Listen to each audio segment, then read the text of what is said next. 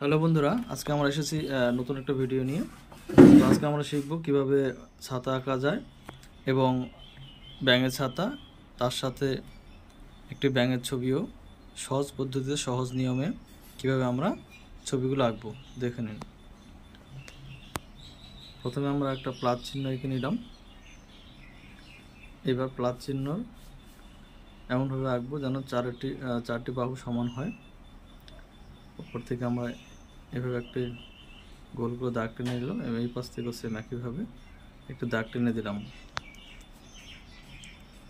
তারপরে দুটো জায়গাতে দুটো চিহ্ন দিয়ে নিলাম এবং উপর থেকে সেই চিহ্ন পর্যন্ত আমরা দাগ কেটে নিলাম এবং ছাতার যে হ্যান্ডেলটা, তার মধ্যে পর্যন্ত দাগ দিলাম। আমাদের হ্যান্ডেলটা হয়ে গেল। ধরার যে অংশটা সেটা আমরা এঁকে নিলাম এবং নিচে একটি সুতোর মতন যেটা থাকে ঝুলিয়ে রাখার জন্য সেটাও দিয়ে দিলাম। হয়ে গেল আমাদের ছাতা। এবার আমরা আঁকবো ব্যাঙের ছাতা।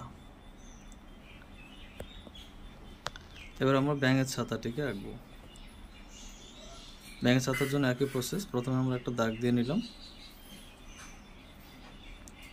সে দাগের মিডলে একটা চিহ্ন রাখবো এবং তার পাশ থেকে আমরা দুটো চিহ্ন দিব, দিয়ে আমরা উপর থেকে নিচ পর্যন্ত এভাবে টেনে নিলাম।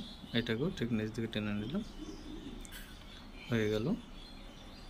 এবং উপরের অংশটাকে আমরা অনেকটা উল্টো ডি এর মতন টিপলাম। তারপরে আমরা এরকম করে গোল গোল দিয়ে দেব, কয়েকটা পূর্ণ গোল দিব, কয়েকটা আমরা অর্ধ গোলও দিব। এই অর্ধ গোলও দিলাম। পাশে ছোট ব্যাঙের ছাতাটাকেও আঁকবো, যেটা মাত্র শুরু হয়েছে।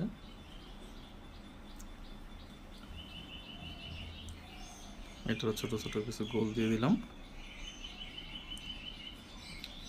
এবার নিচে কিছু ঘাস, কিন্তু আমরা তার আগে আমরা ব্যাঙটাকে এখানে প্রথমে আমরা একটা 6 লিখলাম। 6টা আমরা একটু বড় করে লিখবো। এই 6 দিয়েই দেখুন কিভাবে ব্যাঙ আঁকা যায়। আস্তে আস্তে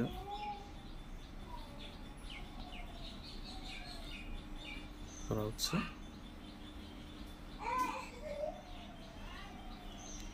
দেখুন ব্যাঙের পা হয়ে গেল। পিছনের পাতেও চারটা আঙুল, পিছনের পাটা অল্প একটু দেখা যাচ্ছে, হয়ে গেল। এবং কিছু ঘাস আমার দিকে। এবার আমরা রং করব। প্রথমে আমরা রেড কালারটা নিয়ে এলাম। ছাতার এই অংশটাকে আমরা রেড কালার করব। রেড কালার করছি।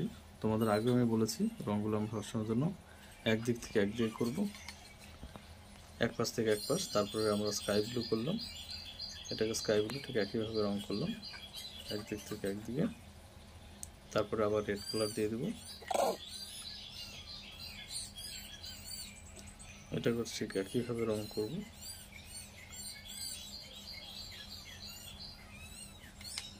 তারপরে আবার স্কাই ব্লু। আমি রঙগুলোর নাম বলে দিচ্ছি, তাহলে আপনাদের বুঝতে সুবিধা হবে। দিয়ে দিলাম স্কাই ব্লু। তারপরে ছাতার যে হ্যান্ডেলটা হয়, স্টিকটা, লোহার যে রডটা হয়, সেটাকে আমরা ব্রাউন কালার করে দিচ্ছি এবং ধরার অংশটাকে গ্রিন কালার করে দিলাম। তার নিচে রেড কালার করে দিলাম এবং এটাকে স্কাই ব্লু করে দিলাম। এবার আমরা ব্যাঙের ছাতাকে রং করব। প্রথমে আমরা ইয়েলো আকার কালারটা নিলাম। ইয়েলো আকার দিয়ে প্রথমে আমরা আউটলাইনটা করে নিলাম। আউটলাইনটা করে নিলে বাচ্চাদের ক্ষেত্রে খুব সুবিধা হয়, রঙগুলো তাদের বাইরে যায় না। আউটলাইন করে মাঝখানে রং ভরা শুরু করলাম।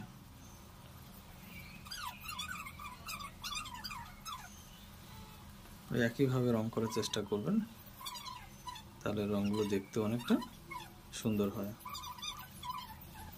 নিচেরটাকে আমরা ওই একই কালার করলাম, ইয়েলো আকার, এবং ছোট ব্যাঙের ছাতাটাকেও একই কালার করব, ইয়েলো আকার। এবার ব্যাঙটাকে আমরা চোখটাকে রেড কালার করে দিলাম এবং ব্যাঙের শরীরের কালারটা আমরা গ্রিন টাইপের কালার দেবো, শ্যাপ গ্রিনটা। একইভাবে কালারের পদ্ধতি হয়ে গেল এবং জঙ্গলটাকে আমরা মিডিয়াম গ্রিন কালারটা করে দিলাম, মিডিয়াম গ্রিন হয়ে গেল। এবার ডার্ক ব্রাউন নিয়ে গোল গোল গোল। যদি নতুন হয়ে থাকেন তাহলে অবশ্যই চ্যানেলটাকে সাবস্ক্রাইব করবেন ধন্যবাদ।